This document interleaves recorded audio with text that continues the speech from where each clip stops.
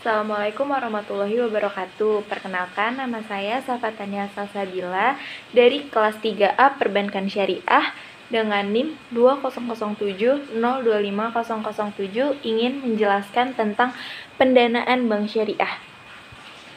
Pendanaan bank syariah dari pihak pertama itu yang pertama ada modal. Nah, modal ini terbagi menjadi 3, yaitu ada saham, cadangan, dan laba ditahan. Pengertian dari saham itu terbagi menjadi 2, saham biasa dan saham preferen.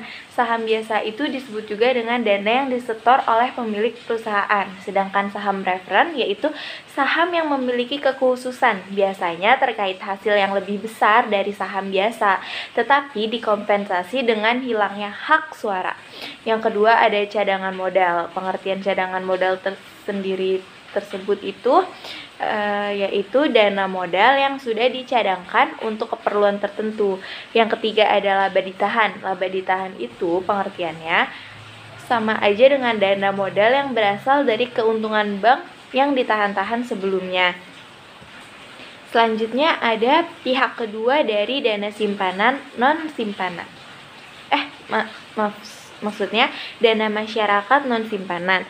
Nah, jenis dari dana non-simpanan itu yang pertama ada dari pasar uang atau disebut juga SIMA, yang kedua dari pasar modal atau sukuk, yang ketiga investasi privat yaitu investasi subordinasi atau subordinate investment, yang keempat ada kewajiban lain-lain. Contoh kewajiban lain di sini adalah kutipan dana pajak, titipan transfer, dan lain-lain.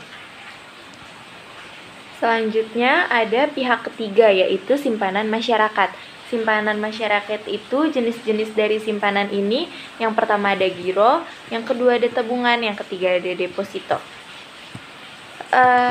Yang dimaksud dengan giro sendiri itu yaitu simpanan nasabah pada bank yang penarikannya dapat dilakukan setiap saat dengan menggunakan cek, biliet giro, sarana perintah pembayaran lainnya, atau dengan perintah pemindah bukuan. Rekening giro selain sebagai rekening simpanan pada fungsinya, itu lebih kepada rekening transaksi atau transaksional account yang digunakan untuk memperlancar pembayaran transaksi ekonomi dengan menggunakan alat pembayaran berupa cek, biliet giro, dan kartu debit. Selanjutnya, target utama biliet giro sesuai fungsinya sebagai rekening transaksi ialah nasabah dari segmen usaha atau bisnis, baik nasabah perorangan maupun institusi. Karena ditunjukkan untuk segmen bisnis, maka persyaratan formal pembukunya juga lebih ketat. Antara lain, yang pertama itu ada akta perusahaan, yang kedua surat izin usaha atau SIUP, yang ketiga ada nomor pokok wajib pajak atau NPWP, yang keempat ada surat referensi atau catatan print out transaksi bank dari rekening giro di bank lain. Selanjutnya ada jenis-jenisnya. Jenis simpanan masyarakat yang kedua itu ada tabungan. Pengertian tabungan sendiri itu yaitu simpanan dana nasabah pada bank yang penarikannya hanya dapat dilakukan menurut syarat tertentu yang disepakati, tetapi tidak dapat ditarik dengan cek, biliet giro, atau alat lainnya yang dipersamakan dengan itu. Rekening tabungan pada awalnya berfungsi sebagai rekening simpanan masyarakat untuk bertujuan untuk berjaga-jaga atau precautionary purpose, untuk membayar transaksi keuangan yang belum direncanakan. Dalam perkembangannya, sejalan dengan kemajuan teknologi dalam sistem pembayaran, rekening tabungan juga dapat digunakan untuk keperluan pembayaran transaksi retail, baik keperluan individu dan usaha retail. Target nasabah rekening tabungan saat luas meliputi 1. Anak-anak dan remaja atau pelajar yang memiliki tabungan dana simpanan. Yang kedua ada perorangan non-komersial, contohnya itu meliputi karyawan, ibu rumah tangga, profesional, dan mahasiswa, di mana mereka memiliki tabungan dengan tujuan sebagai dana simpanan dan untuk pembayaran transaksi. Yang ketiga ada perorangan komersial yang meliputi nasabah sektor bisnis skala retail yang menggunakan rekening tabungan untuk bertujuan membayarkan dari rekening giro hanya mendapatkan bonus. Jenis selanjutnya di sini yaitu ada deposito. Pengertian deposito yaitu investasi dana nasabah pada bank yang penarikannya hanya dapat dilakukan pada waktu tertentu yang disepakati berdasarkan akad antara nasabah penyimpan dan bank. Rekening deposito ini berfungsi sebagai dana simpanan dengan bertujuan investasi, yaitu untuk mendapatkan return atau bagi hasil yang biasanya lebih tinggi dari tabungan. Target nasabah untuk deposito ini adalah masyarakat yang mempunyai dana lebih atau excess fund dalam jangka pendek 1 sampai dengan 12 bulan, baik dari segmen perorangan maupun institusi.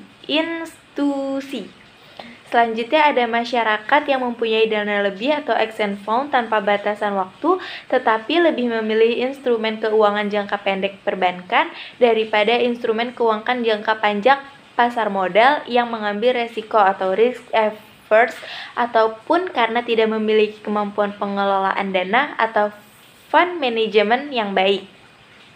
Khusus untuk nasabah yang disebut terakhir, Bank Syariah mengembangkan layanan yang disebut Priority Banking dan Wealth Management Unit.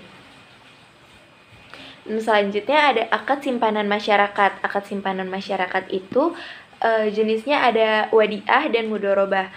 Wadiah tersendiri adalah akad titipan barang atau uang antara pihak yang mempunyai barang atau uang yang pihak diberi kepercayaan dengan tujuan untuk menjaga kemaslahatan, keamanan, serta keutuhan barang atau uang.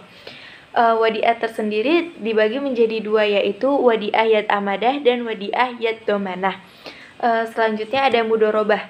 Akad mudorobah dalam penghimpun dana itu disebut juga dengan akad kerjasama antara pihak pertama atau malik sohibul mal atau nasabah sebagai pemilik dana dan pihak kedua atau amil mudorib atau bank syariah yang bertindak sebagai pengelola dana dengan membagi keuntungan usaha sesuai dengan kesepakatan yang dituangkan dalam akad. Selanjutnya itu ada contoh jenis-jenis produk pendanaan.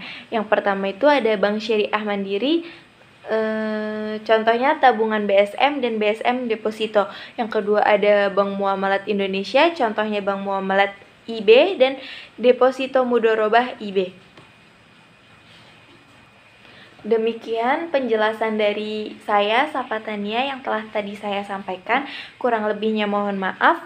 Jika ada salah-salah kata juga mohon maaf. Billahi wa hidayat. Wassalamualaikum warahmatullahi wabarakatuh.